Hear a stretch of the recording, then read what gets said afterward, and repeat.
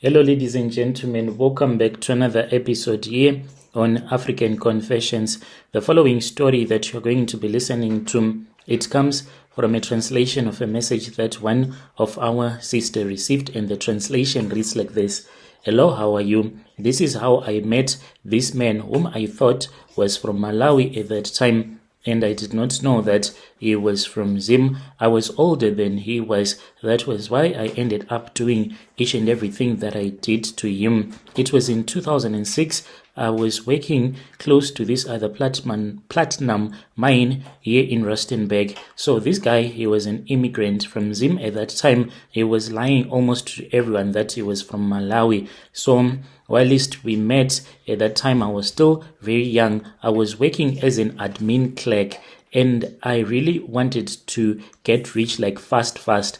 I had a game plan, but what I did not have was the capital to start the business that I had, for it needed a lot of money. I had no interest, to be honest with you. This is what happens when you stay so close to the mines. You end up not having any interest in love whatsoever, and I had no patience. I wanted a man who could assist me financially, who could help me to build a very big business. I knew that if I wanted to waste my time, I would hang around other South African men, some that I had dated before, some that still wanted to date me. I knew that it was a waste of time.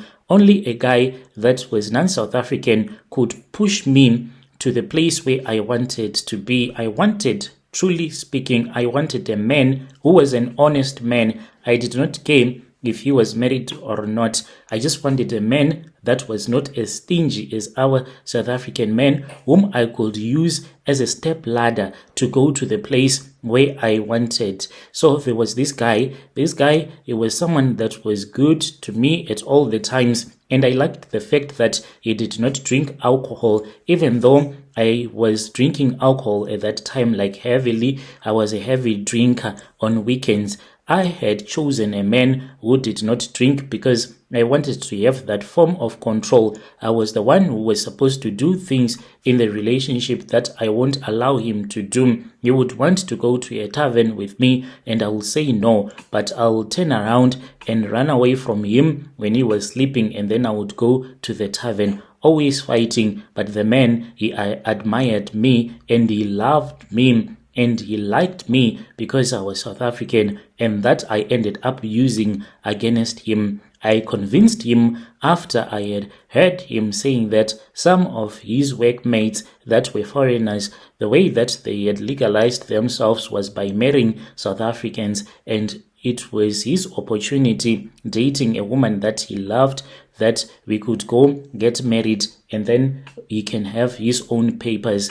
I honestly convinced him that I wanted a future together, that if we combined our efforts, we could build something great. From the start, I knew what I wanted from him. I knew the day that I wanted to dump him when things were going to be okay. I was just using him for his hard-earned money. He was giving me everything that he had, his salary. When I met him, he had his own savings. He even borrowed money from some of his friends to help me to start a business. We started small. We began buying commodities, and these commodities that we were buying from South African wholesalers, we were reselling them to small shop owners in and around the mines, your sugar, your cooking oil, your maize meal, things like that. By 2008, the business was booming. Honestly speaking, by then, I was already tired of him. I kept on postponing about the marriage thing.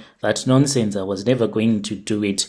He wanted a South African ID. He kept on talking about marriage. I kept telling him, be patient, the time will come. I never planned to marry a foreigner. Not that I have something bad or bad blood between me and him as a foreigner, but I just did not want to get married to another tribe rather than my own tribe. So once my business was stable, it reached such a point that I did not need him anymore. Like my business did not even need me anymore, for it could run by its own, and I had workers that were responsible for the day-to-day runnings of the business. business. I started to pull away. I was pulling away slowly. I became cold. I stopped answering his calls. I made sure that I partied so hard because that was what I know he did not like a lot. When he would hear that I have gone to a party, he would call me, drop his calls,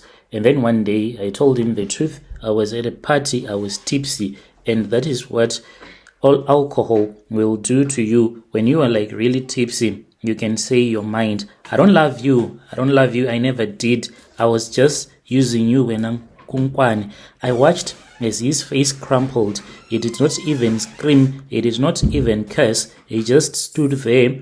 At that time, when he came to the place where I was busy partying with my friends, then he said something that I will never forget. He said, "Okay, you are going to pay for this." I laughed at him. I thought he was just desperate, a desperate man, and I never imagined that this was going to happen in real life. After that, I moved on, married a man, a South African man from my own tribe.